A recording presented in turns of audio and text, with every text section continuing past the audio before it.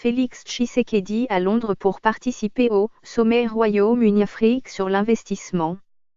Le président de la République, Félix-Antoine Tshisekedi, est arrivé ce dimanche à Londres, au Royaume-Uni, où il va participer au sommet Royaume-Uni-Afrique sur l'investissement, qui se tiendra du 20 au 21 janvier dans cette ville, plateforme numéro 1 des échanges internationaux pour les entreprises africaines.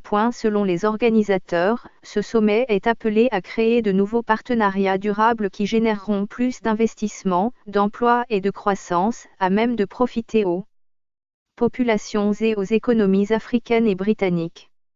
De nouvelles perspectives pour les échanges commerciaux bilatéraux et l'intérêt grandissant des investisseurs britanniques pour l'Afrique, tels sont les thèmes qui seront abordés au cours de ce sommet.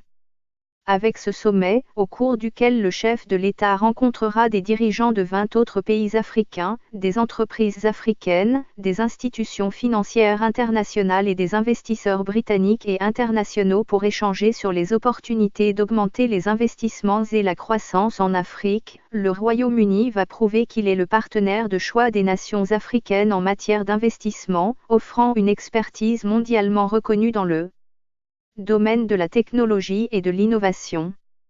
Un agenda chargé pour Félix-Antoine Tshisekedi.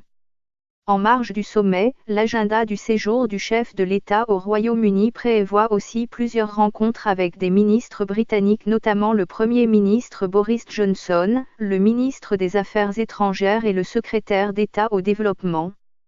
Avec tous ses interlocuteurs, Félix-Antoine Tshisekedi discutera de la coopération, des investissements, de la gouvernance, de la santé, de la situation humanitaire et des efforts conjoints pour lutter contre le changement climatique. Les énergies renouvelables et les réformes planifiées par le gouvernement congolais pour améliorer le climat des affaires en RDC seront aussi au menu de ces entretiens. Le Royaume-Uni est ouvert au commerce avec la RDC. Nous allons permettre aux entreprises du Royaume-Uni et de la RDC de profiter plus facilement des opportunités de commerce et d'investissement. Nous voulons des partenariats mutuellement bénéfiques qui vont au-delà de l'aide et attirent des investissements de qualité pour stimuler la croissance et créer des emplois, a déclaré Paul Arkwright, chargé d'affaires du Royaume-Uni en RDC. Par ailleurs, le Royaume-Uni étant membre permanent du Conseil de sécurité des Nations Unies, indique la présidence de la République, le chef de l'État profitera de cette occasion pour discuter également avec les dirigeants britanniques des moyens à mettre en œuvre pour le retour d'une paix durable et pour assurer l'amélioration de la stabilité dans l'Est de la RDC.